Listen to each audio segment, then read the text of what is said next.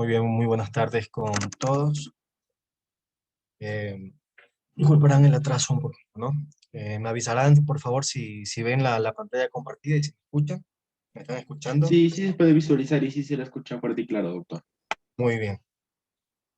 Bien, realmente para continuar y prácticamente finalizar el curso, hoy día vamos a conversar de algunos temas realmente que no pueden pasar por alto. Vamos a conversar de cardiopatías congénitas, tanto en la edad infantil como en la edad adulta. Vamos a conversar un poco de tromboembolismo pulmonar, de hipertensión pulmonar.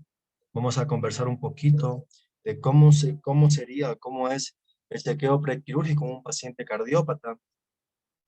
También vamos a un poco hablar y a refrescar lo que es la afectación cardiopulmonar prácticamente por lo que estamos viviendo ahora con lo que es lo del COVID. Entonces, realmente son temas importantes, un poquito extensos, pero he tratado de resumirlo de la mejor manera como para que me comprendan y lógicamente puedan captar las definiciones, los conceptos, que realmente es la idea del curso que estamos haciendo, ¿no? Muy bien, vamos a conversar en primer lugar de las cardiopatías congénitas pediátricas. De 8 a 10 por mil de los recién nacidos vivos tienen una cardiopatía congénita. Realmente son patologías que se pueden ver desde el nacimiento. Realmente se pueden ver desde el nacimiento eh, con sintomatología, con signos y síntomas realmente muy relevantes que de a poco el médico o la persona que está a cargo del pacientito se va a dar cuenta, ¿no? La mitad aproximadamente presentará síntomas en el periodo neonatal. Bien, tenemos aquí unas consideraciones generales en el neonato con sospecha de cardiopatías congénitas. Suelen tratarse de cardiopatías graves realmente, ¿no? Sus manifestaciones clínicas están condicionadas por los cambios hemodinámicos de transición entre la circulación fetal y la adulta. Realmente va a haber muchos cambios y muchos trastornos hemodinámicos por la transición realmente que sucede al estar realmente dentro del vientre de la madre, como posteriormente cuando ya sale el producto y posteriormente a la edad que va a continuar, ¿no? En esta edad, la existencia de las patologías extracardíacas pueden afectar al sistema cardiovascular, simulando cardiopatías congénitas. Entonces vamos a tratar de detallar un poquito y a explicar un poquito de cada cosa, ¿no? La circulación fetal por lo general se da por medio del conducto venoso, del conducto arterioso y del foramen oval. Prestemos atención a esto, que dependiendo de esta circulación fetal, como les estoy mencionando, prácticamente de aquí van a derivar muchas malformaciones congénitas, ¿sí? Que van a provocar sintomatología.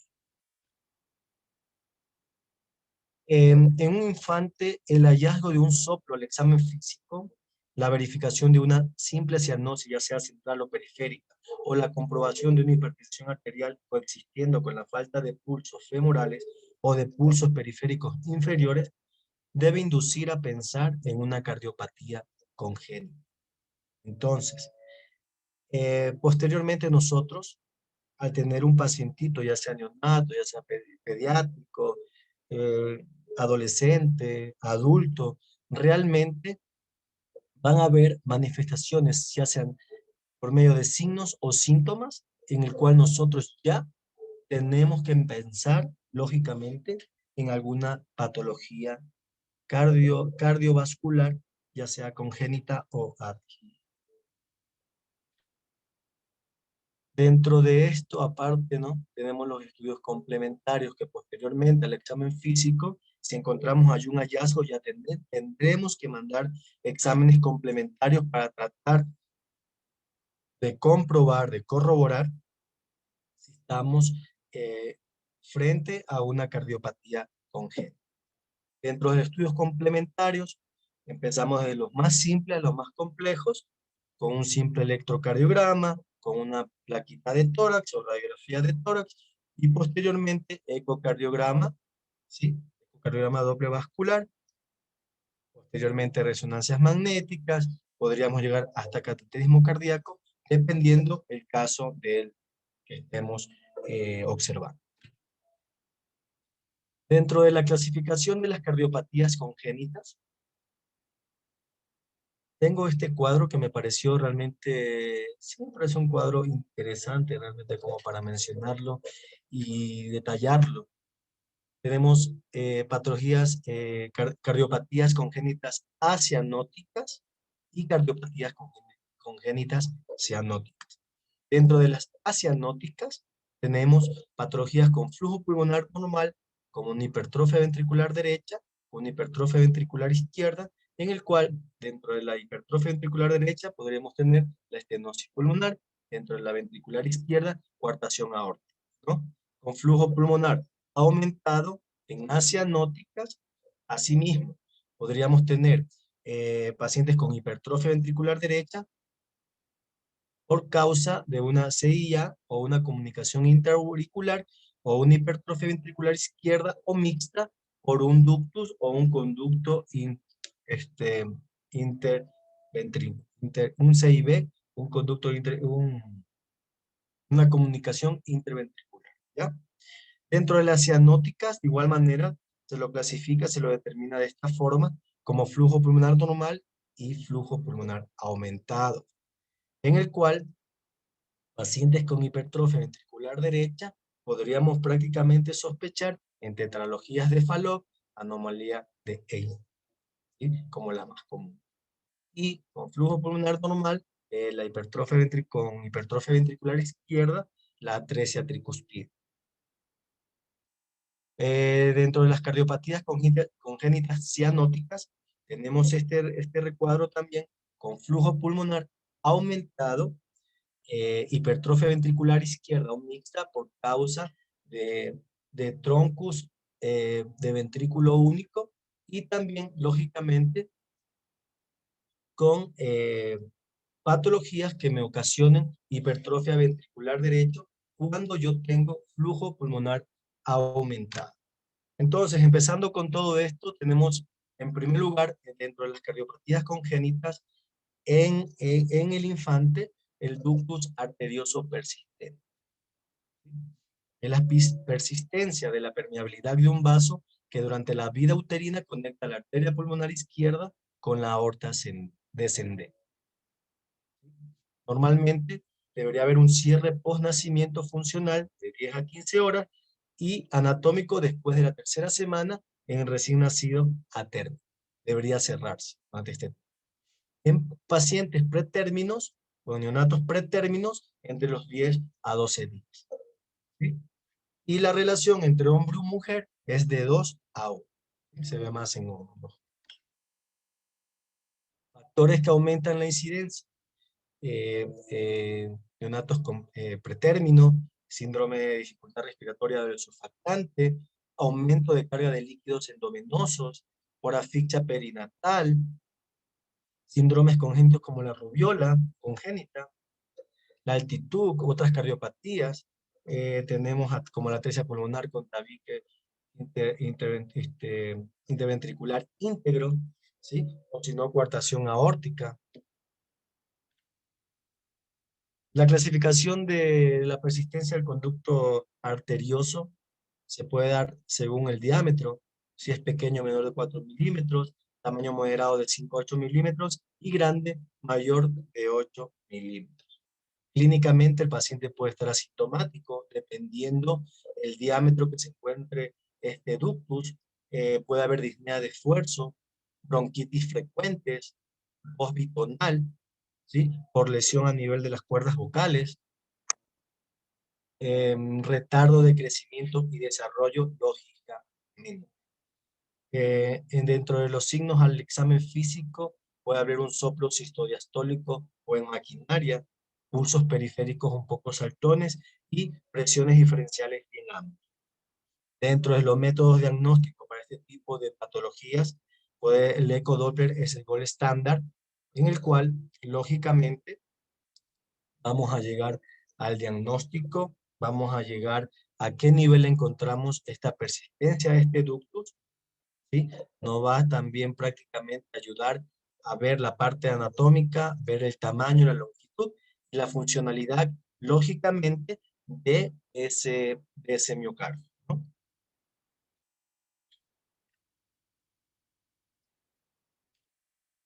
El tratamiento, por lo general, en pacientes pretérmino, se puede utilizar inhibidores de la síntesis de las prostaglandinas, como la indometacina. Si no hay respuesta, lógicamente, tiene que hacerse por medio de un cierre quirúrgico. En RNA términos o lactantes, el tratamiento por lo general es quirúrgico por riesgo de hacer enfermedades vasculares pulmonar y también de hacer endocarditis.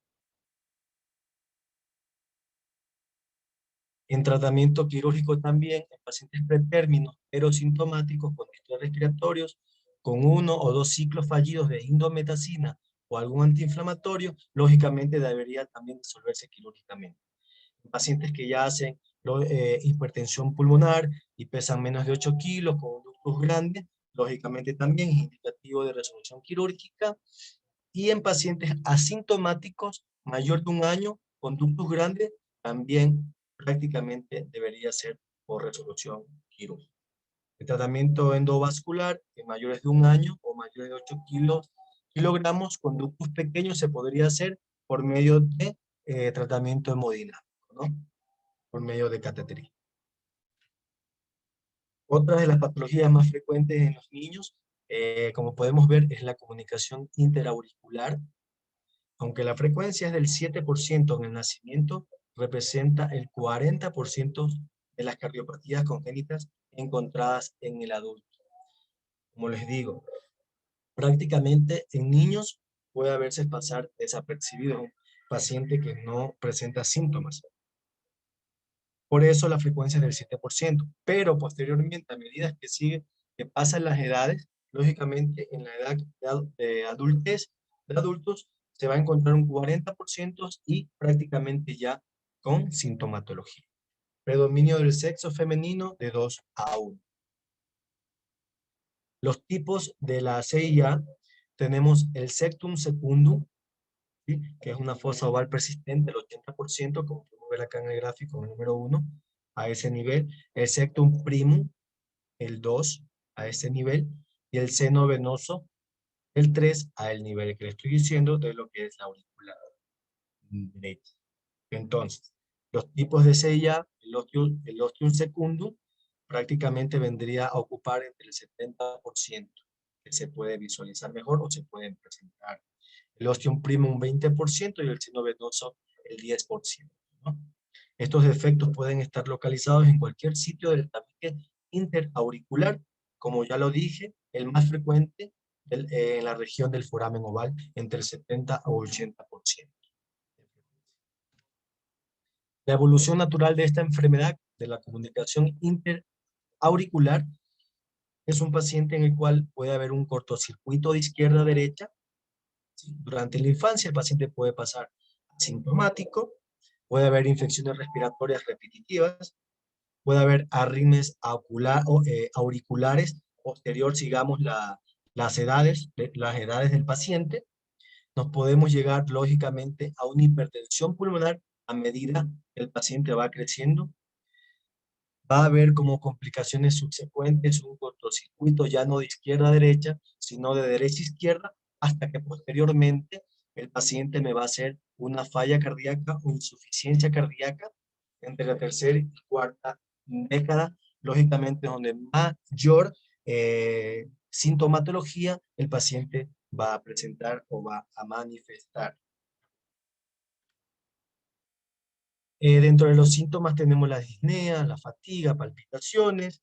Hay que buscar, identificar historia previa de infecciones bronquiales repetitivas debido a la retención de secreciones provocadas por la compresión, lógicamente, de las ramas bronquiales más pequeñas por los vasos distales dilatados.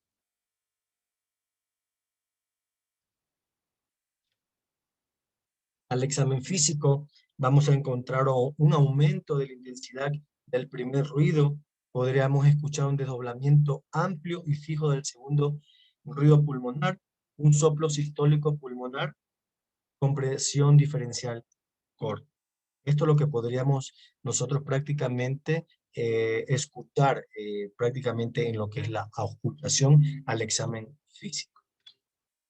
El tratamiento por lo general al principio va a ser médico con diuréticos para evitar sobrecarga, y podemos utilizar también IECAS para ayudar lógicamente a que ese corazón se remodele, y lógicamente como tratamiento vasodilatador para mejorar la hemodinamia del paciente. El tratamiento médico, lógicamente, no solo va a ser tratamiento médico, sino que posteriormente, por las complicaciones que nos podría dar, lógicamente va a llegar a la resolución quirúrgica, ¿sí? En el cual va a haber el cierre del ductus o el desperfecto cuando está mayor de 1.5 a 2, con oclusores que se llaman amplacer, o realmente utilizar directamente cirugías con parche o cierre continuo. Si se hace antes de los 25 años, la supervivencia a largo plazo es similar a la población general. Entonces, prácticamente a este tipo de pacientes, mientras a menor edad se solucione el problema, lógicamente la supervivencia va a durar un poco, va a aumentar un poco más en estos tipos de pacientes con estas patologías. ¿Sí? Aquí hay un esquema más o menos de cómo se hace el cierre percutáneo con amplacer, ¿sí? A nivel del tabique interauricular. Se ponen ambas mitades del amplacer y están totalmente expandidas, cerrando prácticamente la comunicación. Podemos ver en este gráfico a nivel de la aurícula derecha, en el tabique interauricular, ¿sí? Y si fuera por cierre quirúrgico, ya sea con parches o suturas continuas, como podríamos ver acá, lógicamente, o se parcha o se sutura continuamente el defecto para tratar de solucionar.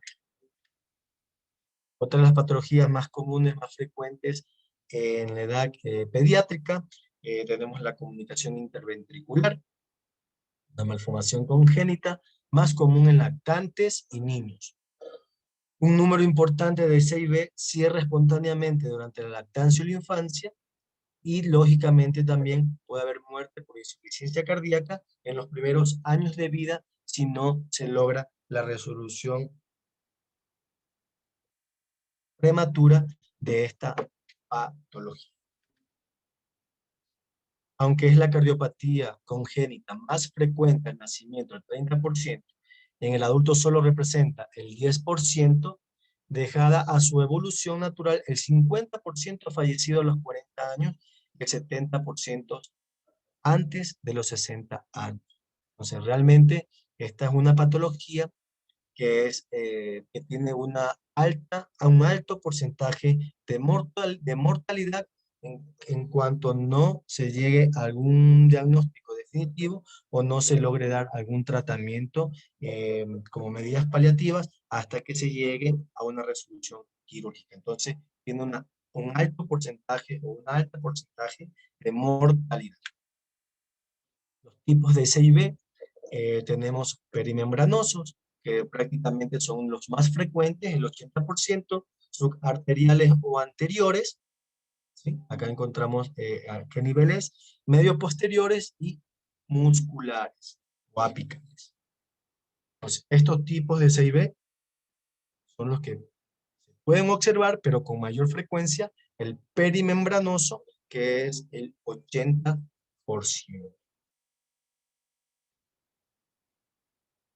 En la evolución natural de una CIB puede ocurrir cierre espontáneo dentro del 25 al 40%, disminución del tamaño, se puede presentar una estenosis infundibular a nivel pulmonar, puede haber insuficiencia aórtica de tipo subarteriales, una estenosis subaórtica y desarrollo lógicamente de una hipertensión arterial pulmonar fija, provocando así un síndrome de Eisenmenger que posteriormente lo voy a mencionar, que más se da en pacientes de edad, en pacientes adultos.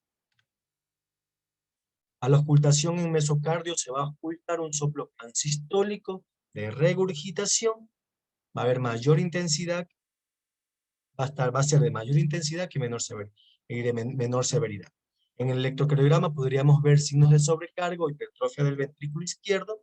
A nivel de la placa de tórax vamos lógicamente a ver signos de cardiomegalia, ya sea grado 3, grado 4, y lógicamente signos de un hiperaflujo pulmonar, viendo prácticamente arterias pulmonares ya muy congestivas o aumentada toda su trama broncovascular, lógicamente por esta patología.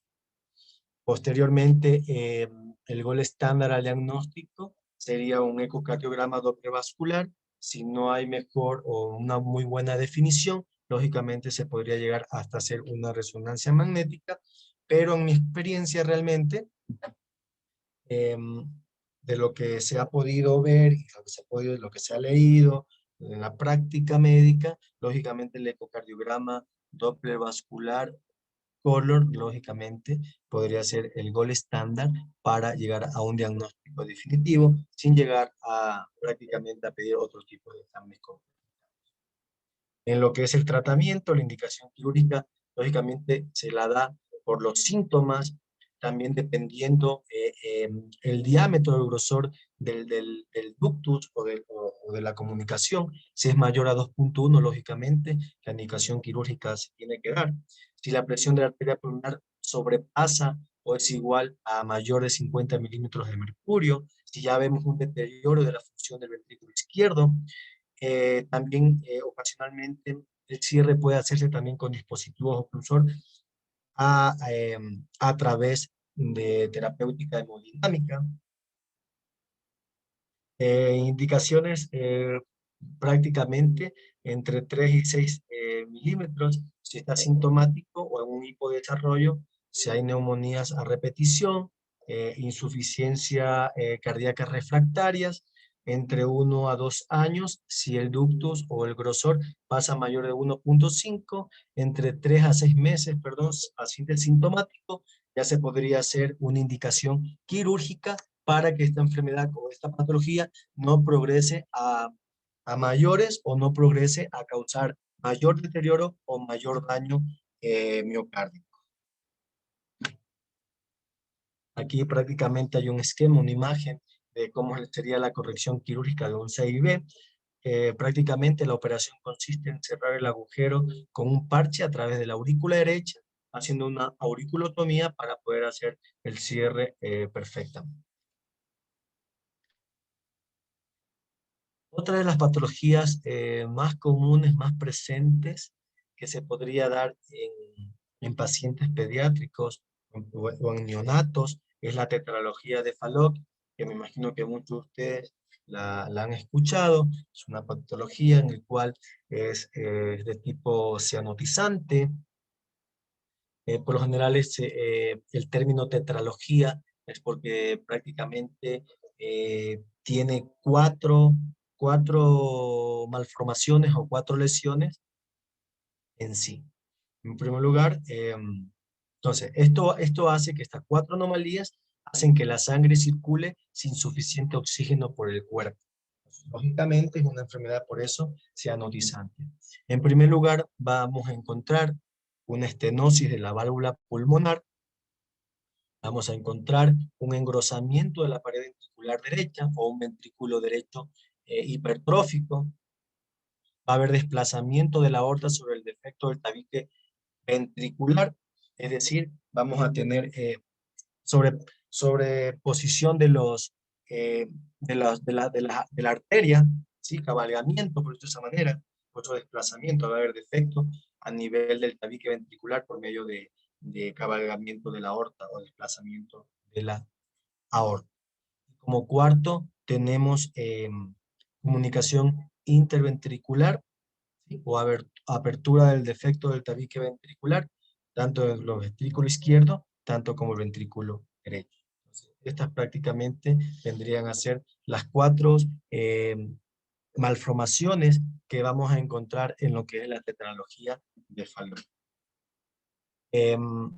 Dentro de la sintomatología o el cuadro clínico, es un paciente que lo vamos a encontrar con cianosis, va a tener crisis anóxicas como hiperpnea, agitación, palidez, puede llegar a convulsiones, pérdida de conciencia, encuchillamiento, un paciente que prácticamente no va a tener un desarrollo normal, es un paciente que lo vamos a encontrar prácticamente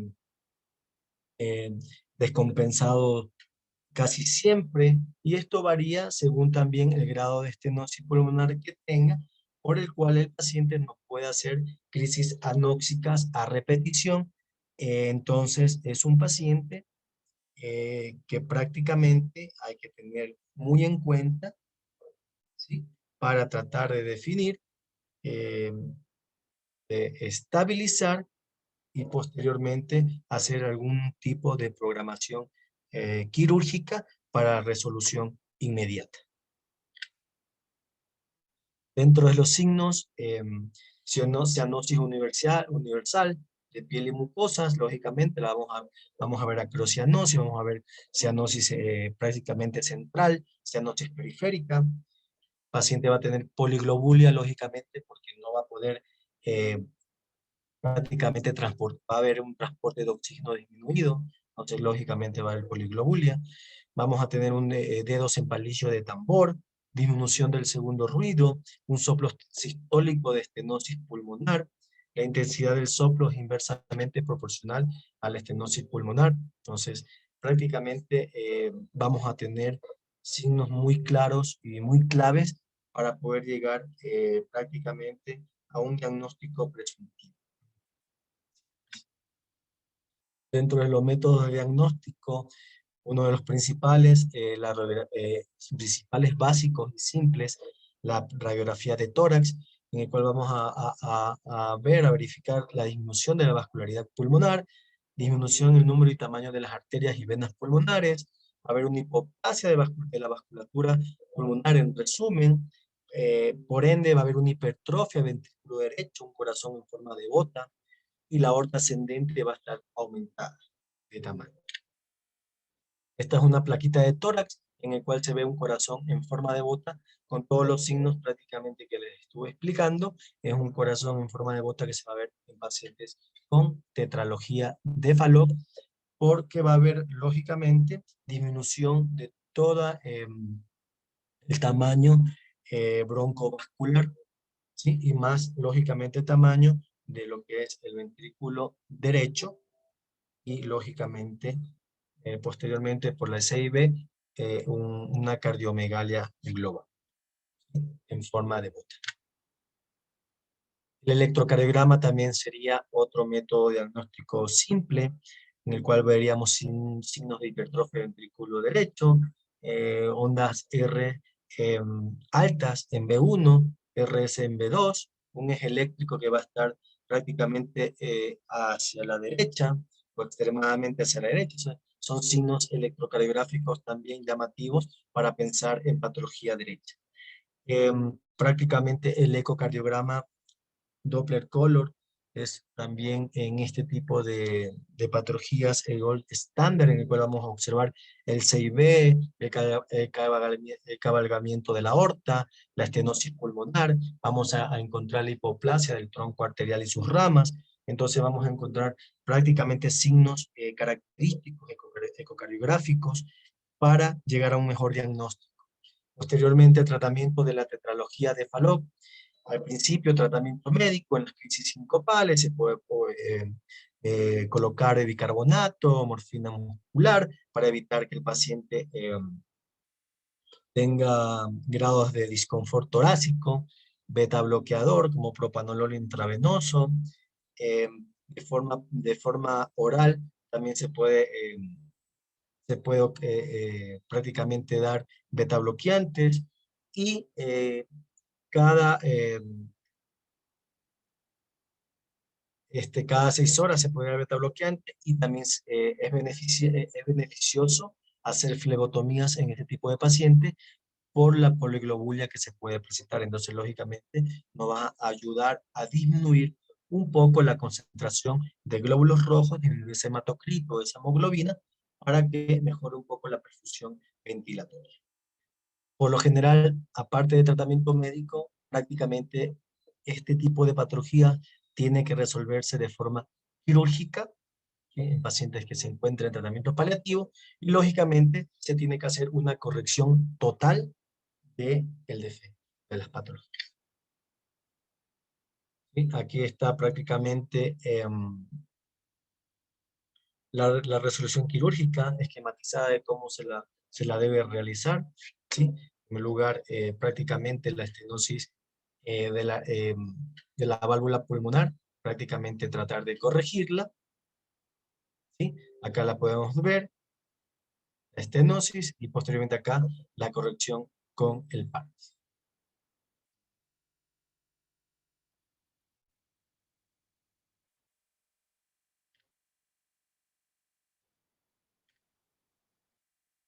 Otra de las patologías en edad pediátrica, la transposición de grandes vasos.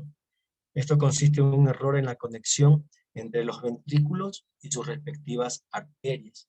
Realmente aquí se da la malformación congénita.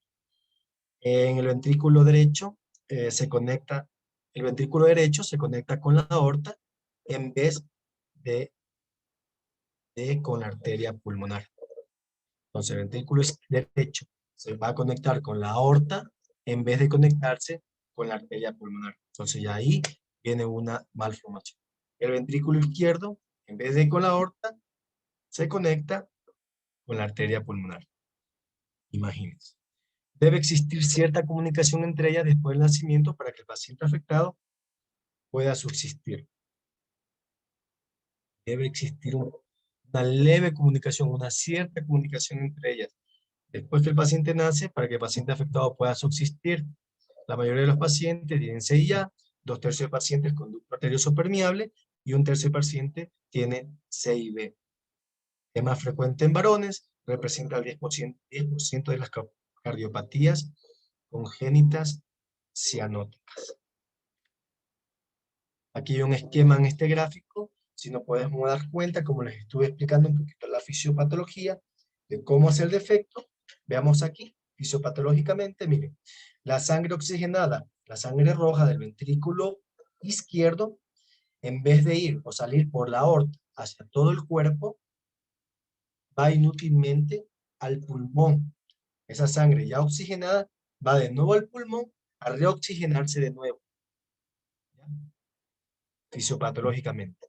Pero lo más grave es que la sangre que no está oxigenada del ventrículo derecho, en vez de ir al pulmón o a los pulmones a oxigenarse, a través de la aorta, se va a través de la aorta a todo el cuerpo, que lógicamente va a ir privado de oxígeno. Entonces, lógicamente, este tipo de patologías tiene un alto grado de mortalidad si es que no hay en ciertos casos algún grado de complicación normal. Presentan cianosis desde temprana edad, taquipnea, puede ser insuficiencia cardíaca, sobrecarga de cavidades derechas. La sobrevivencia depende de otros defectos que permitan una mejor mezcla de las circulaciones paralelas. Si hay circulación colateral, por ahí a lo mejor el paciente puede subsistir, pero esto lógicamente tiene que corregirse lo más temprano que se pueda. A nivel de las plaquitas de tórax, vamos a encontrar cardiomegalia, flujo pulmonar aumentado. Bueno, cardiomegalia está repetida. Muy bien. Prácticamente mencioné las patologías, las cardiopatías congénitas pediátricas que se dan con mayor frecuencia, ¿sí? Ahora voy a hablarles un poco de las cardiopatías congénitas del adulto, del cual una de las principales tenemos el síndrome de Eisenmenger, que ya lo mencioné, que prácticamente es una cardiopatía con hiperaflujo pulmonar, que con el tiempo se desarrolla el cambio a nivel de las arteriolas pulmonares que pueden hacerse irreversibles. Los grados de lesión, tenemos el grado 1, cuando hay hipertrofia de la media; 2, proliferación de la íntima; 3, fibrosis de la íntima; y 4, lesiones plexiformes que son prácticamente el grado 3 y 4, las lesiones son irreversibles en este síndrome. En cardiopatías con cortocircuito izquierda-derecha, conduce a la inversión del flujo hacia la derecha e izquierda. Prácticamente hay un cortocircuito, ¿sí? Aparece, lógicamente, por tal, va a aparecer cianosis y va a haber clínica de insuficiencia cardíaca en este tipo de pacientes. Suele ocurrir hacia la segunda, tercera decena de la vida. Se contraindica la cirugía correctora. Por lo general, este tipo de pacientes, si ya tenemos prácticamente pacientes que ya hacen insuficiencia cardíaca o ya tienen un daño eh, más desarrollado, lógicamente en este tipo de pacientes se contraindica la cirugía correctora porque ya tenemos el daño ocasionado y posteriormente sería buscar hacer trasplante cardiopulmonar prácticamente necesario para estos tipos de pacientes, ¿sí? Porque va a haber aumento, lógicamente, o hiperaflujo de lo que es la arteria. Entonces, yo lo mencioné en las cardiopatías pediátricas, sí, porque prácticamente en pacientes que tienen estenosis pulmonar, como la mencioné en la tetralogía de Fallot, lógicamente sí nos puede estar haciendo este síndrome de Eisenmenger, y en pacientes también con comunicación interventricular. Otra de las patologías en adultos, la coartación de la aorta, en el cual va a haber una estrechez de la luz aórtica a cualquier nivel. A cualquier nivel puede haber una estrechez de la luz aórtica. Por lo general, la ubicación habitual puede estar distal a la arteria subclavia izquierda. Puede ser postductal en el adulto, preductal en infantil. No sobreviven el periodo neonatal si se llega a presentar este tipo de malformación. 2 a 5 veces más frecuente en varones que mujeres, asociado por lo general frecuentemente en pacientes que nacen con síndrome de Turner, asociado a otras malformaciones como valvulopatías aórticas bicúspide del 15 al 25%, pacientes que tienen ductus persistente, estenosis aórtica, CIB, regurgitación o estenosis mitral, aneurisma del polígono de Willis. En este tipo de pacientes, lógicamente, podríamos encontrar este tipo de malformación. Fisiopatológicamente,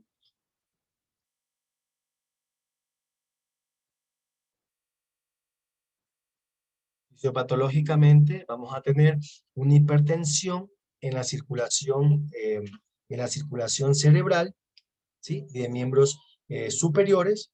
Va a haber bajo flujo en la parte inferior del cuerpo, con la periferia, en la circulación periférica inferior, y va a haber desarrollo de circulación arterial colateral dentro de lo que es la arteria mamaria interna.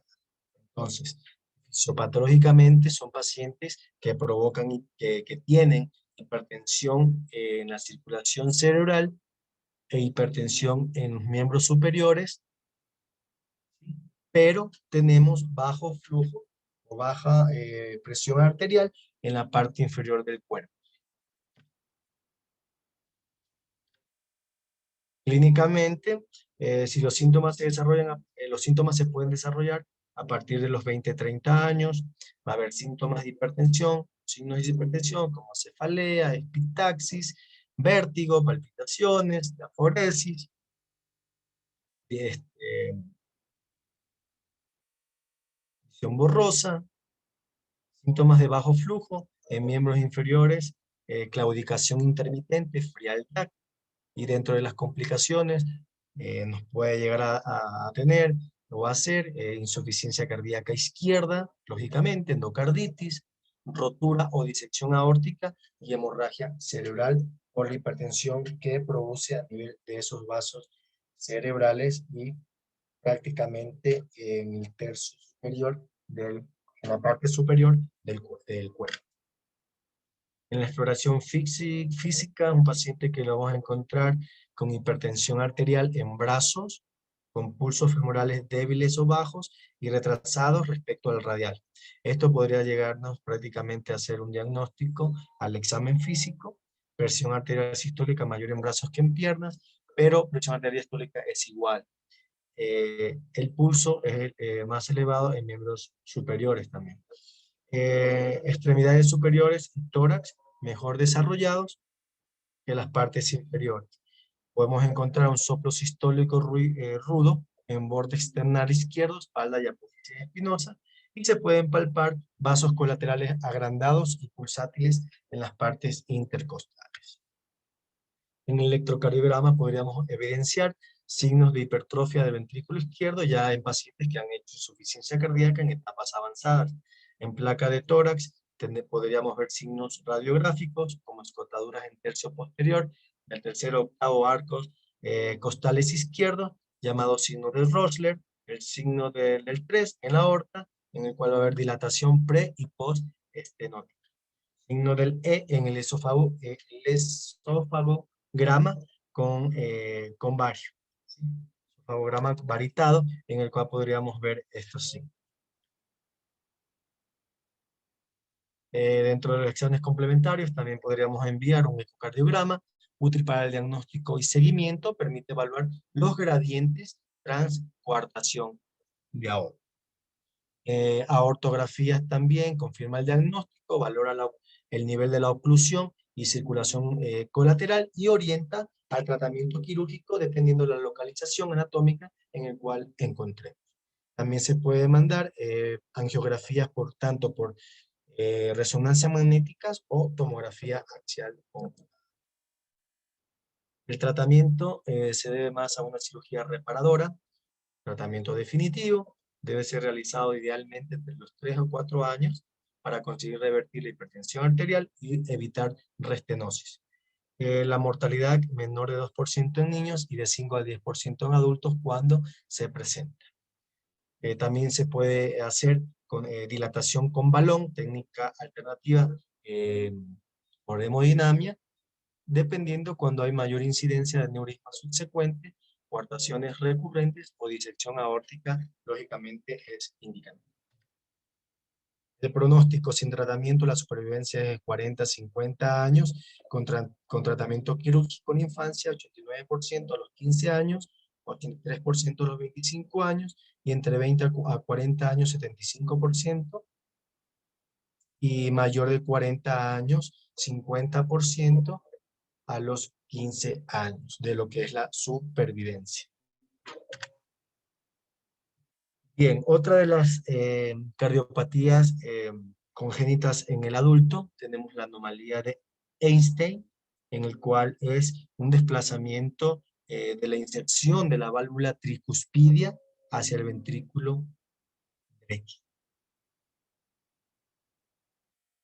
Y una porción del ventrículo derecho que es atrializada, es decir, se mete a nivel de la aurícula, se asocia con CIA hasta el 80% de casos, va a tener el paciente Shunt derecha-izquierda. La válvula tricuspidia es usualmente regurgitada. Clínicamente es un paciente que va a tener cianosis progresiva, va a tener unos síntomas de insuficiencia tricuspidia, insuficiencia cardíaca derecha, taquiarritmia paroxística, puede haber así con frecuencia un síndrome de preexcitación o el Parkinson-White, que prácticamente se podría dar por un PR corto a nivel electrocardiográfico. Presentación inicial en niños puede haber un soplo incidental y en adolescentes y adultos arritmias supraventriculares. La supervivencia por lo menos hasta la tercera década, la supervivencia por lo menos hasta la tercera década de la vida, si no se llega a solucionar o a diagnosticar esta malformación.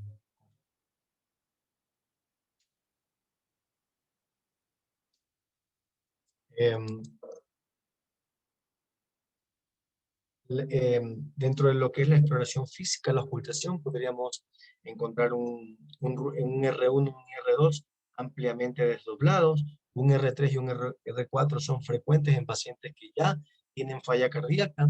Vamos a encontrar un soplo sistólico de regurgitación tricuspidia y lógicamente por mecanismos retrógrados, y como va a tener más falla cardíaca derecha, nos va a hacer prácticamente hepatomegalia con signos y síntomas de falla derecha.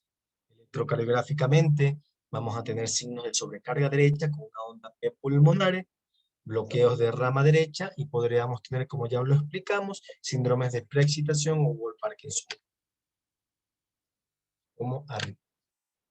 Dentro de la placa de tórax encontramos cardiomegalia a expensas de la aurícula derecha, y en casos avanzados, flujo pulmonar va a estar ecocardiográficamente. Vamos a determinar alteraciones anatómicas y funcionales de la válvula tricuspidia, y presencia y magnitud de Shunt es lo que vamos prácticamente a evidenciar, y vamos a sacar conclusiones con este método. Dentro de lo que es el tratamiento, tenemos el manejo médico de complicaciones, prácticamente en pacientes que ya están en falla cardíaca, manejarlos con diuréticos, digitálicos, pacientes que presentan arritmias, antiarrítmicos medicamentosos, farmacológicos, revertirlo farmacológicamente, o ya ablaciones de vías accesorias, si es que realmente se encuentra estos síndromes de plexia. Sustitución o reparación de la válvula tricuspidia con cierre del CIA, y pacientes mayores con síntomas severos, a pesar del tratamiento médico, también prácticamente debería hacerse una reparación y una sustitución de la. Muy bien. Para terminar prácticamente lo que era las cardiopatías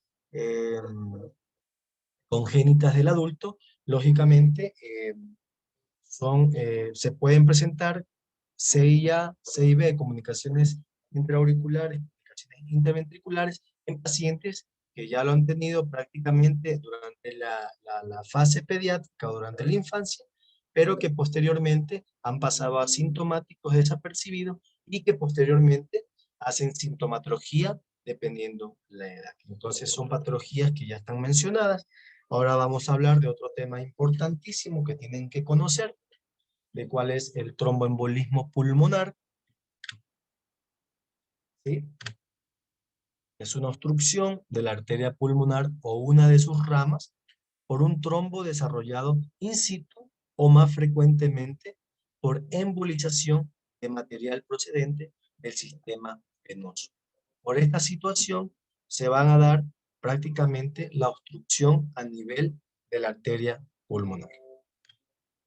La clasificación del TEC puede ser aguda, subaguda, crónica. Aguda prácticamente es un paciente que desarrolla síntomas inmediatamente después que se obstruye un vaso pulmonar. Subagudo, los síntomas se presentan en días 11 o en semanas luego del evento inicial. Y crónico son síntomas que se van a desarrollar lentamente o que ya crean hipertensión pulmonar. Factores predisponentes del TEC: traumatismos mayores, cirugías, por lo general cirugías mayores, fracturas de miembros inferiores, pacientes con cáncer, pacientes con enfermedades hematológicas, pulmonares, gastrointestinales, pacientes que, por lo general las mujeres, por el uso de anticonceptivos orales también es un riesgo. Mujeres en embarazo en el tercer trimestre también se puede presentar este tipo de patología por los cambios hemodinámicos en el tercer trimestre del embarazo.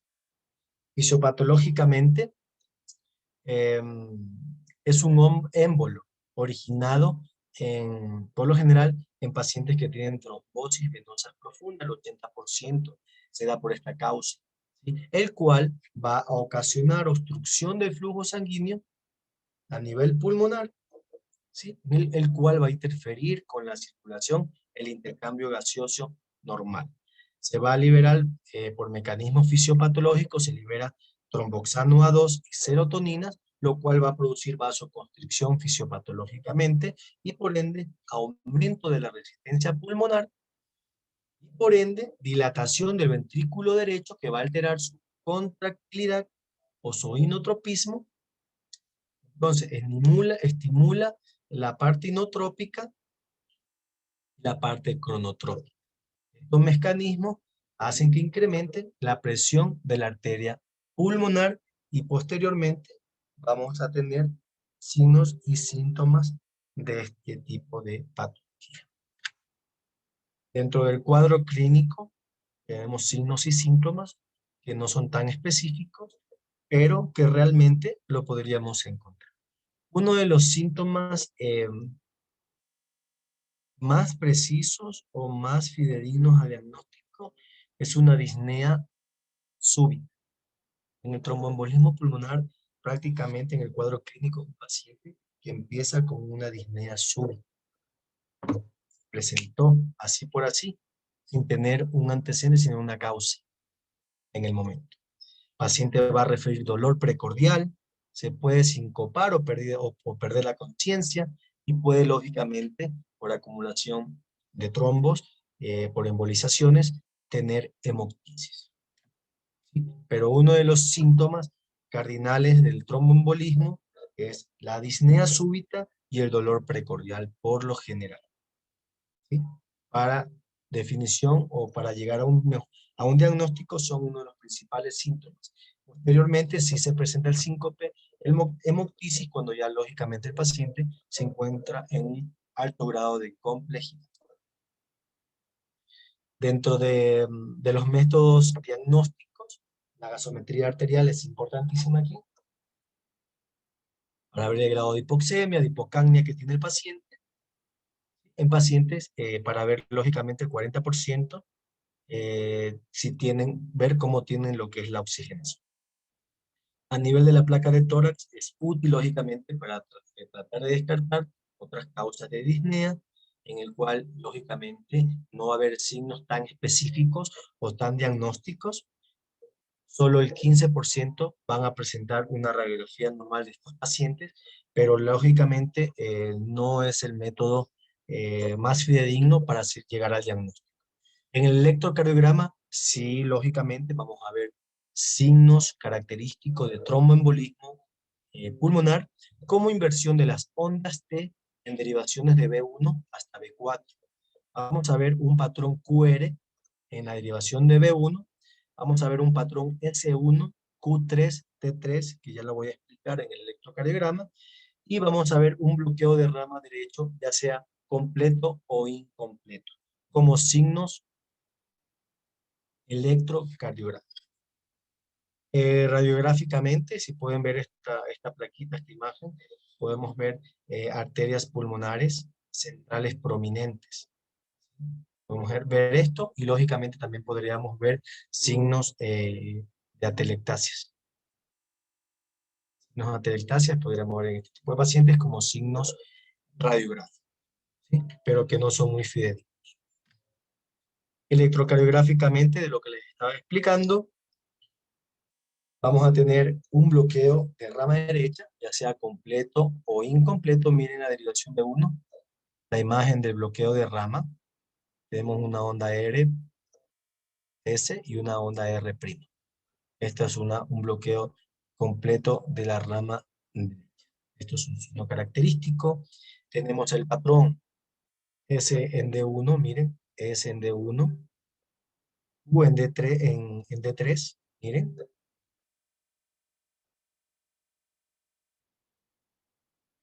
y T invertidas en D3. Entonces, patrón electrocardiográfico, signos de bloqueo completo de la rama derecha o incompleto, que aquí lo tenemos, la derivación B1. Ondas T negativas, miren, de la derivación B1 a la derivación B4, podríamos ver. Ven aquí unas extrasístoles y se dan cuenta, miren. Pero está en B1 si es un signo característico de bloqueo de rama derecha. Entonces, el patrón, miren, RS, S en D1, U en D3 y T invertida en D3. Bloqueo de rama derecha y T invertidas de B1 a B. Estos son signos o patrones característicos en la parte electrocardiográfica para llegar a un diagnóstico de tromboembolismo. Lógicamente, fuera de lo que es la clínica, prácticamente, bueno, no fuera, sino acompañado de la clínica, tenemos la valoración de Wells o el score de Wells, que se llama, que son prácticamente, es un score para valorar el grado de tromboembolismo que puede tener el paciente o el grado de complicaciones que podría llegar a ser. Dentro de las variables tenemos síntomas o signos clínicos de TBP, de trombosis venosa profunda, diagnóstico alterno menos probable que el que tromboembolismo pulmonar, ¿sí? Si es que se sospecha en algo, un diagnóstico diferencial, frecuencia cardíaca mayor de 100 por minuto, un paciente está taquicárdico por lo general, inmovilización o cirugía en las últimas 4 semanas, que son los parámetros o las variables para el puntaje de Wells o el score de Wells. Tromboembolismo pulmonar o TBP previas, antes de todo esto, pacientes con hemoptisis o pacientes que tienen alguna neoplasia o algún cáncer. Entonces, con esto valoramos puntajes y dependiendo del puntaje, prácticamente nosotros evaluamos el grado de severidad que tiene el paciente o el grado de riesgo a hacernos tromboembolismo pulmonar previo a lo mejor a una cirugía, un embarazo en el tercer trimestre, pacientes que toman anticonceptivos orales a las mujeres. Entonces, lógicamente, es un score que nos sirve muchísimo para llegar a algo más claro en lo que es las probabilidades de que el paciente pueda llegar a ser tromboembolismo pulmonar y ver lógicamente las cosas. Un método de diagnóstico, por lo general, uno de los más fidedignos, lo que se manda con mayor precisión, es la angiotomografía pulmonar, en el cual permite una adecuada visualización de las arterias pulmonares. Una tiene una sensibilidad del 83%, una especificidad del 96%. Por lo general, el valor predictivo negativo del 96%, si se realiza junto un test de Wells, tiene un valor predictivo negativo del 96%, si es que se realiza junto con un test de Wells. El valor predictivo positivo del 92 al 96% en pacientes con alta posibilidad de tromboembolismo pulmonar. Entonces, la angiotomografía es uno de los métodos que nos va a llegar a un mejor diagnóstico y pronóstico. Dentro de lo que es el tratamiento, prácticamente acá sería dentro de lo que es la fase aguda, eh, que es lo que nos debería preocupar un paciente que nos presenta un cuadro clínico de tromboembolismo pulmonar. En lo que es el soporte hemodinámico, es un paciente que nos puede llegar a ser falla ventricular derecha, que es la causa de mortalidad principal. Por general, por esto, con un paciente que está sobrecargado, no se recomienda expansión de volumen agresiva, ¿no? 500 ml de solución ayuda a incrementar un poco el gasto cardíaco. Esto para tratar de mantener el soporte hemodinámico, uso de vasopresores si es necesario, norepinefrina, el cual mejora la función del ventrículo derecho y la perfusión coronaria. En pacientes hipotensos, con un tratamiento de butamina o dopamina, se emplean cuando lógicamente la presión arterial no está tan baja, sino está normal, ¿ya? Cuando el paciente presenta hipoxemia, hipocamia, que tienen el paciente con tromboembolismo pulmonar, acordémonos que la hipoxemia en caso puede ser reversible con administración de oxígeno, pero para mayor soporte respiratorio tenemos que considerar el uso de ventilación mecánica, si es que lo requiere, en el cual la presión intratorácica positiva causada por la ventilación mecánica puede reducir el retorno venoso y puede empeorar la falla del ventrículo derecho, en el cual el uso de volúmenes tidales van a ser bajos, no tan altos porque el paciente no se nos va a hacer una sobrecarga. Recomendada en pacientes con tromboembolismo pulmonar agudo, lo que es la anticoagulación. La duración de la anticoagulación debe ser de al menos 3 meses, un INR de 2 en rango de 2 a 3 para saber que el paciente se encuentra bien anticoagulado. En la fase aguda se puede dar heparina no fraccionada de bajo peso molecular o fundoparinux. Realmente la más usada es la heparina no fraccionada, ¿sí? Tipo enoxaparina, dentro de 5 a 10 días. En la fase crónica, algún anticoagulante oral, como los nuevos anticoagulantes orales, como el dabigatran o el edoxaban, apixaban, Rivaroxaban, ¿sí? Si hay recurrencia, se puede considerar a extender la anticoagulación indefinidamente, pero es posteriormente viendo la evolución y posteriormente la evaluación del paciente.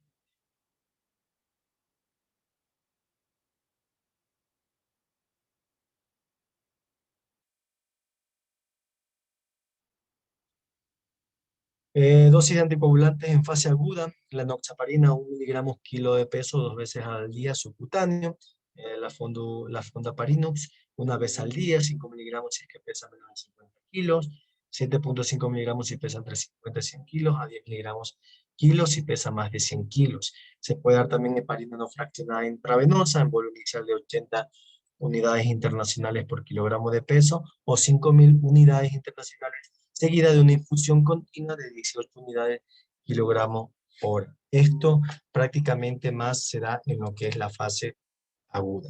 Posteriormente es un paciente que tiene que ir con anticoagulantes orales, debe ser iniciado tan pronto sea posible, de preferencia junto con anticoagulante parenteral. Los antagonistas de la vitamina K son el gol estándar, siendo la warfarina y el acenocumarol los principales, ¿sí? O prácticamente de la vieja escuela, que eran los que más se usaban en los tiempos de antes. La warfarina en dosis de 10 miligramos al día en menores de 60 años y 5 miligramos en mayores de 60 años, en el cual hay que buscar y lograr un objetivo de llegar a un rango del INR de 2 a 3 para saber si el paciente se encuentra bien o mal anticoagulado. Pero en la actualidad tenemos los nuevos anticoagulantes orales con menos efectos adversos, eh, con menos, eh, eh, con menos sangrado, en el cual no tengo que estar buscando o haciendo controles de tiempos de coagulación como el INR, no mantenerlo en rangos, por el cual es en la actualidad uno de los más usados, los nuevos anticoagulantes, sería el Rivaroxaban, el Apixaban y el Dabigatran. Posteriormente, si es un tromboembolismo masivo en el cual prácticamente el paciente está inestable clínica y hemodinámicamente, es un paciente también que se puede llegar a hacer, usar trombolíticos. Pacientes que se puede llegar a usar trombolíticos dependiendo del grado de severidad que tenga de obstrucción. Podríamos llegar a ser trombolíticos tipo como los síndromes coronarios o el infarto agudo del miocardio, usar una RTPA o una streptokinasa, ¿sí? A dosis de kilo de peso, pasarle para tratar de disolver el coágulo que prácticamente me está obstruyendo a la arteria pulmonar. Posteriormente, si no hay resolución por estos tipos de anticoagulantes, de trombolíticos, es un paciente que habría que derivar a tercer nivel para tratar de llegar a hacer embolectomías para mejorar la clínica y hemodinámica de estos pacientes. Muy bien. Bueno, vamos a hablar de la hipertensión pulmonar o de la hipertensión arterial de la arteria pulmonar, que es otra de las patologías que realmente no tienen un diagnóstico, tienen un diagnóstico subclínico, es decir, los médicos por lo general no llegan a veces a hacer un diagnóstico fino o definitivo de este tipo de patologías que de lo que me he dado cuenta acá en la práctica médica, acá en nuestro hospital, acá en este clima, en este ambiente, en esta región sierra, tenemos muchos pacientes con este tipo de patologías realmente, hipertensión pulmonar. Como definición, se define como la existencia de una presión media en la arteria pulmonar mayor de 25 milímetros de mercurio en reposo o de más de 30 milímetros de mercurio durante el esfuerzo, durante la actividad física o durante el ejercicio. Entonces, realmente a esto se define como hipertensión pulmonar. Dentro de los síntomas tenemos un paciente el cual puede presentar disneas de esfuerzo, anginas de pecho, síncopes o presíncopes, astenia, edema periférico, fenómenos de Raynaud. Es decir, por medio de este fenómeno de Raynaud, lógicamente a nivel, porque hay daño de los pequeños vasos periféricos, lógicamente nos puede llegar a hacer este tipo de hipertensión pulmonar por enfermedad arterial. La disnea se encuentra en un 60%, va a haber adinamia, fatiga el 19%, síncope recurrente en el 13%, y las mujeres van a estar más sintomáticas que los hombres, por lo general. Aquí tenemos un cuadro en el cual les voy a esquematizar la clasificación de la hipertensión pulmonar, ¿sí? Por categorías. En primer lugar, la hipertensión de la arteria pulmonar puede ser de causa idiopática, con conjuntivopatías, esclerodermia, pacientes con artritis reumatoidea, con lupus, con cortocircuitos congénitos a nivel pulmonar, a nivel cardíaco, de lo que ya conversamos, pacientes con hipertensión pulmonar, portal, perdón, infección por VIH, por fármacos o toxinas. Entonces, esto sería una primera eh, clasificación. Hipertensión arterial pulmonar idiopática, ¿sí? Y por lo que estuve diciendo. Vamos a tener un segundo tipo, una segunda clasificación, hipertensión de la vena pulmonar, en el cual podemos tener disfunción sistólica o diastólica del ventrículo izquierdo, o por valvulopatías izquierda o por obstrucción de la vena pulmonar. También en lo que es el 3, por neumopatías hipoxémicas, ya sea por neumopatías obstructivas crónicas, intersticiales, apnea del sueño, por hipoventilación crónica. Por todo esto, lógicamente, también podría tener una hipertensión pulmonar. 4, en pacientes que tienen enfermedades tromboembólicas crónicas pulmonares, embolia crónica pulmonar, embolia pulmonar no trombótica, por ejemplo, en pacientes con material neoplásico o con material o cuerpo extraño. Lógicamente también nos puede ocasionar una hipertensión pulmonar secundaria. Y por otras causas diversas, en pacientes que pueden presentar sarcoidosis, histocitosis, esquistosomatosis. Entonces, prácticamente tenemos muchas causas secundarias que nos podría conllevar a este tipo de patología que es muy subclínica y realmente a veces se llega a un diagnóstico, pero por hallazgo de alguna de estas patologías. Por hallazgo, prácticamente sacamos un diagnóstico de hipertensión pulmonar, más secundaria que primaria. Dentro de los exámenes complementarios, tenemos una simple radiografía de tórax, en el cual podríamos ver signos de agrandamiento broncovascular. En electrocardiograma, lógicamente, un paciente que tiene signos de crecimiento de cavidades derechas, bloqueos de rama derecha, un eje desviado hacia la derecha, crecimiento auricular derecho. A nivel del ecodoppler vascular, lógicamente, podríamos medir ahí la presión de la arteria media pulmonar. Vamos a ver aurículas grandes, ventrículos grandes, más en cavidades derechas. Vamos a valorar válvulas y vamos a descartar cardiopatías izquierdas. El otro método diagnóstico un poquito más complejo, el angiotac de tórax para detectar neumopatías intersticiales o tromboembolismo pulmonar.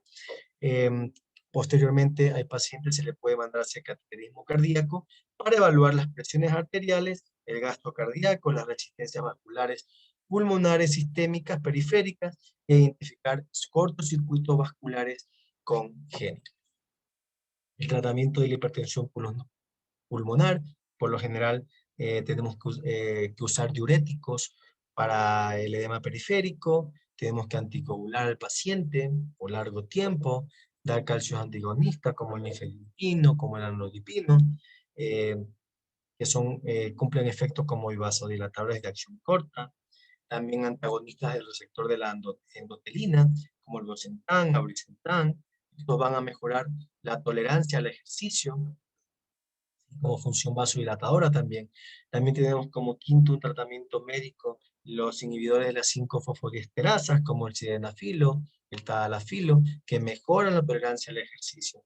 Esto prácticamente es lo comúnmente conocido como el Viagra, que todo el mundo lo conoce, que se hizo un estudio investigativo del sildenafilo, que es el famoso o el conocido Viagra. Al principio se lo estudió para determinar o para tratamiento de hipertensión arterial.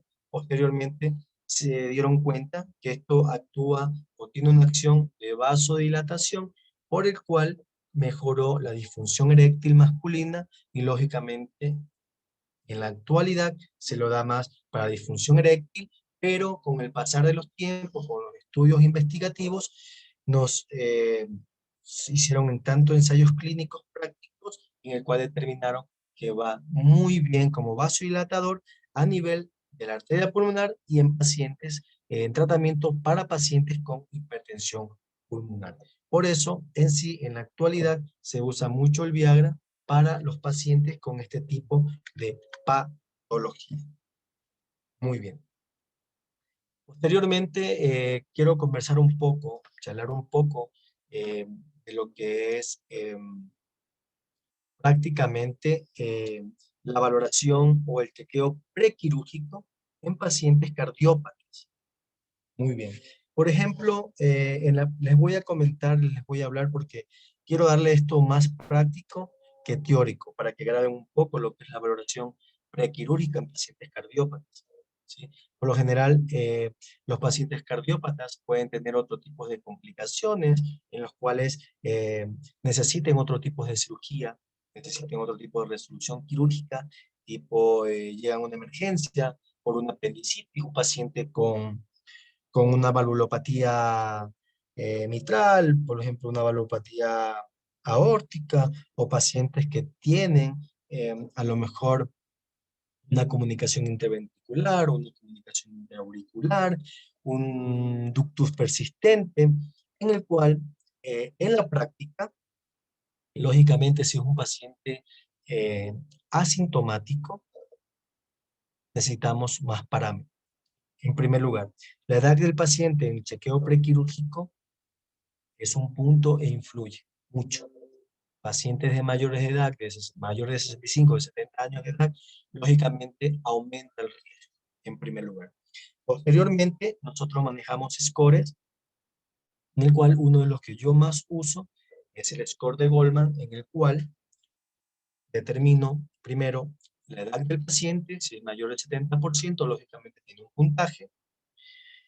Valoro si el paciente se encuentra en falla cardíaca en el momento, si es un paciente que se encuentra con una estenosis, a lo mejor una estenosis o una malformación congénita severa, sintomática, prácticamente es otra variable y le da otro puntaje al riesgo. Pacientes que han hecho, que han cursado con algún infarto agudo de miocardio menos de 6 meses, lógicamente es otra variable y es otro puntaje. Valoro la placa de tórax, valoro el electrocardiograma, valoramos el medio interno del paciente, viendo los resultados de exámenes, vemos cómo está la función renal, voy a ver cómo está la función hepática, necesito ver cómo está una gasometría, a lo mejor, necesito ver cómo está la función ventilatoria, necesito ver cómo está su función hepática, renal, como lo dije, sus electrolitos, su glucosa.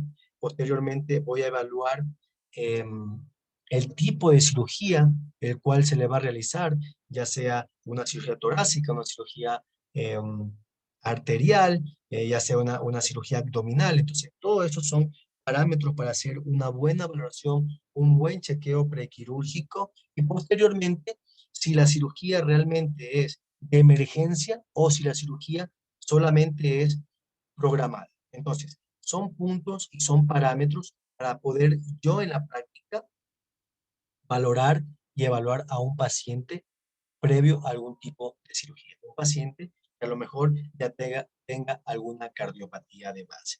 Entonces, posteriormente a esos parámetros que yo digo, en ese score de Goldman, que por general yo manejo, según el puntaje de las variables que yo doy un riesgo muy bajo, tengo un riesgo bajo, un riesgo intermedio moderado y tengo un riesgo alto.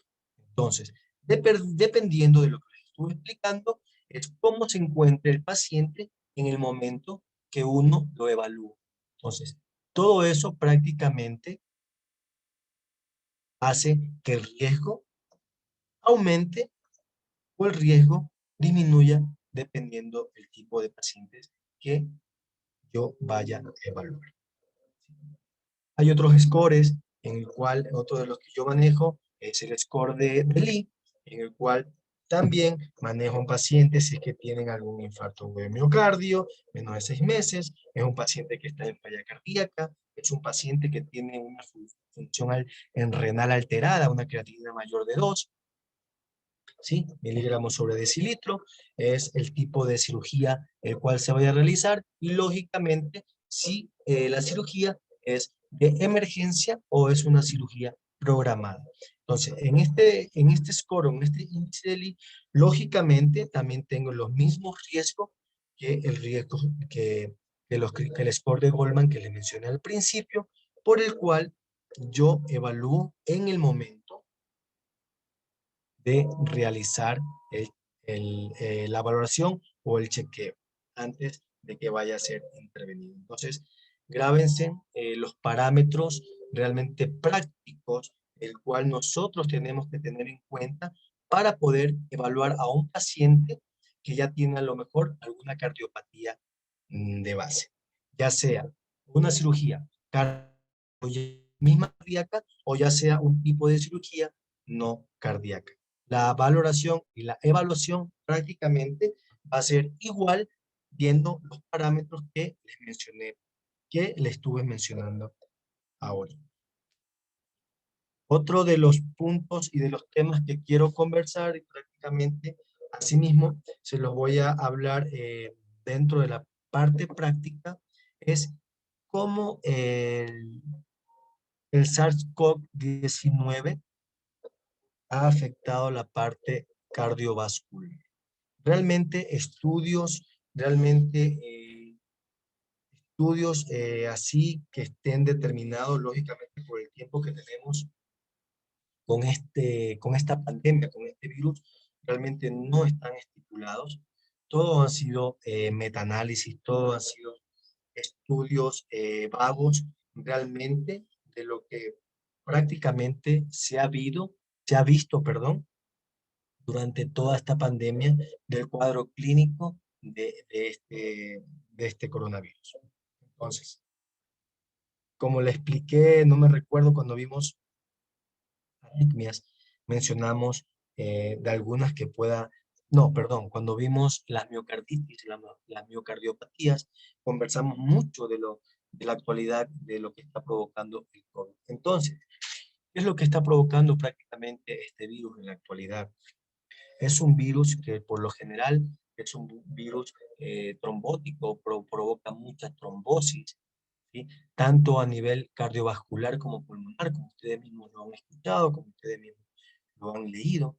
Es un virus, por lo general, ocasiona o nos puede ocasionar taquicardias, taquiarritmias, tanto malignas como benignas.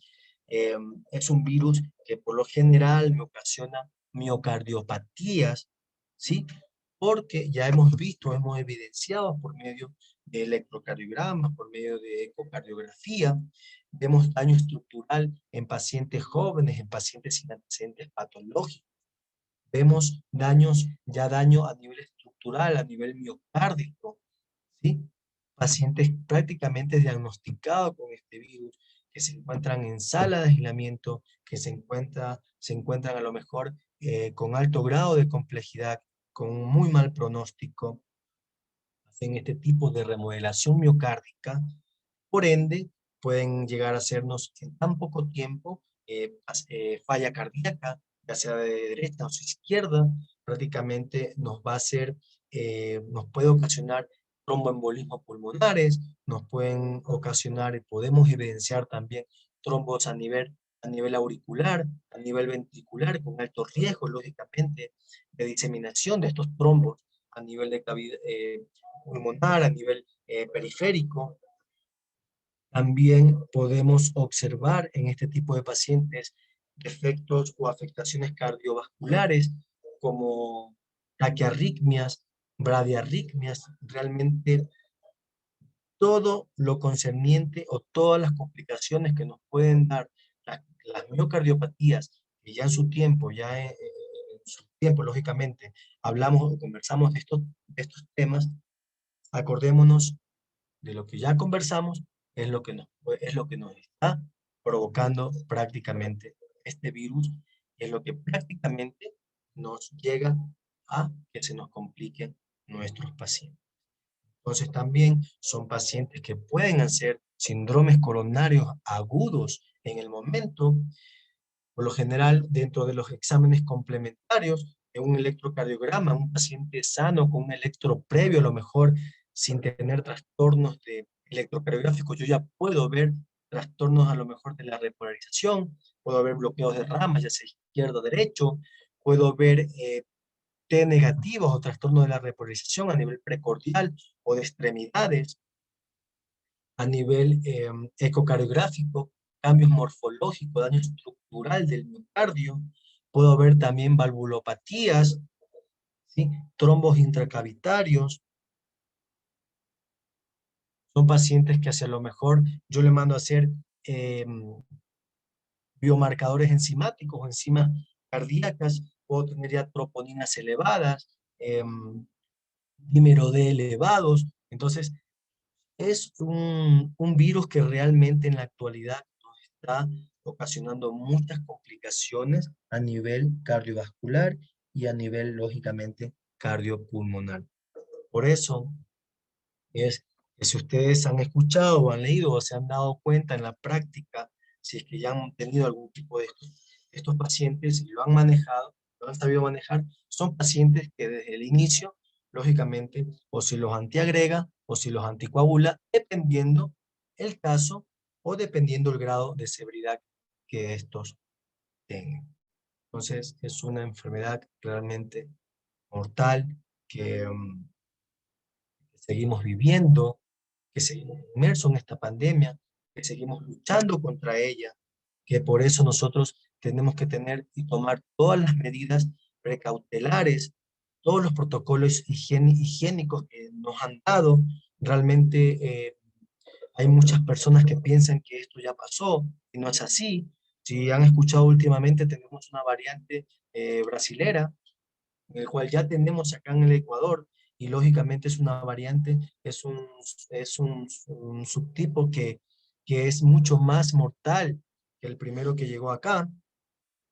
Entonces, yo sí les recomiendo que, que tratemos de dar charlas, tratemos de conversar con nuestros familiares, con amigos, con vecinos, con la comunidad, de que este virus es invisible, que este virus continúa, que este virus sigue complicando a la gente, este virus sigue matando a mucha gente. ¿Sí?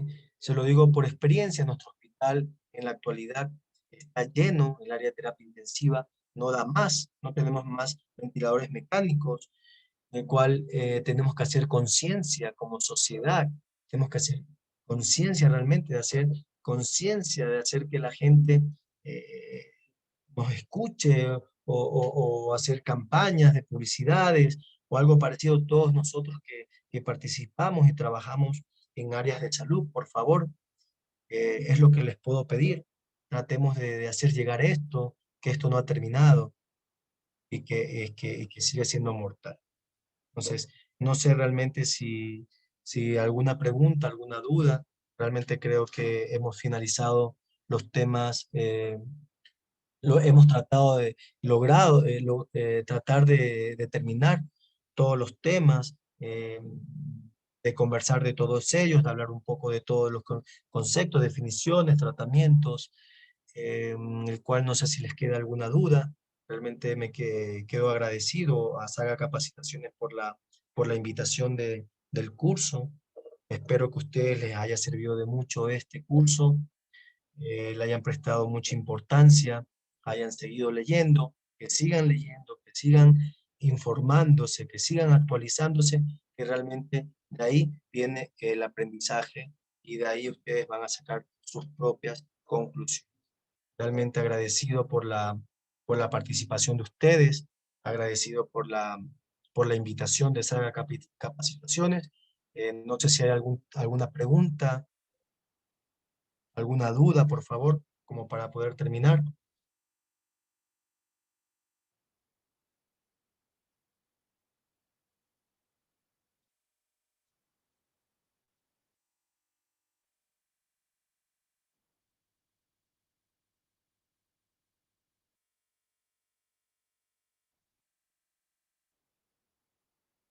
Bueno, si no hay preguntas, realmente yo les agradezco por la participación y por la asistencia de todos ustedes durante todo este curso. Realmente me quedo satisfecho porque muchos temas han participado conmigo, han respondido muchas respuestas. Veo que en algunos temas realmente están actualizados y están prácticamente orientados a lo que yo he preguntado. No sé si por ahí hay alguna preguntita o algo, alguna inquietud. ¿Alguno de ustedes, por favor?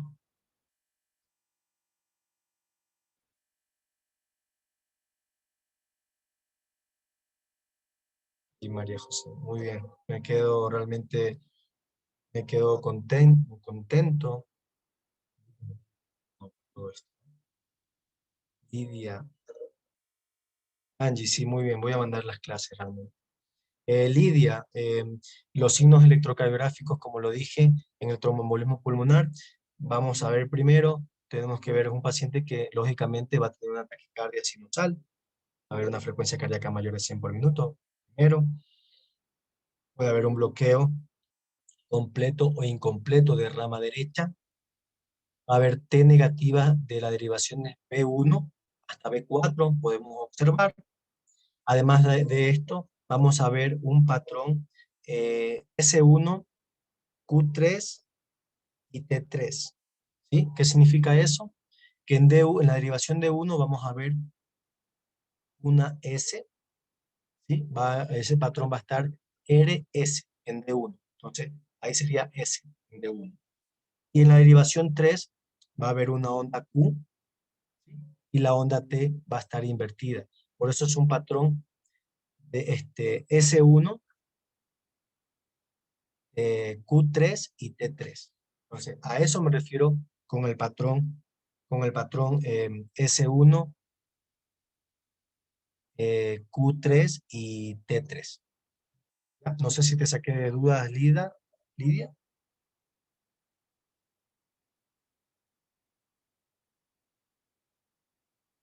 Muy bien, realmente solo me queda agradecerles otra vez y espero que les haya servido mucho estas clases y lógicamente no se queden con lo que yo les doy, sino que también vayan a leer un poco más, vayan a ampliar un poco más los conocimientos y les deseo realmente mucha suerte en el examen que sé que tienen que dar y espero que apliquen todo lo que yo les pude dar, los conocimientos que les pude dejar, que lo apliquen en su día a día, ¿no?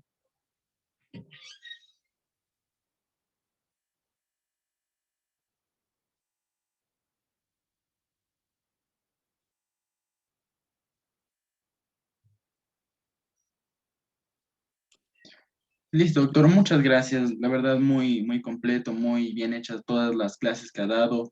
Le agradezco a usted por la participación que ha dado en este curso. Y próximamente estaremos viendo si es que le invitamos a algunos otros cursos más. Nos ha gustado mucho su participación en estos cursos y a los participantes también parece. Muy bien. Me alegro realmente y como le digo, le agradezco su invitación y esperemos posteriormente estar en algunas otras charlas y lógicamente poder colaborar. Listo, doctor. Esperemos unos minutitos que se conecte Shirley, que les va a dar unas indicaciones, unas últimas indicaciones para la prueba que tienen que rendir el día de hoy. Ya, muy bien, no hay problema. Listo.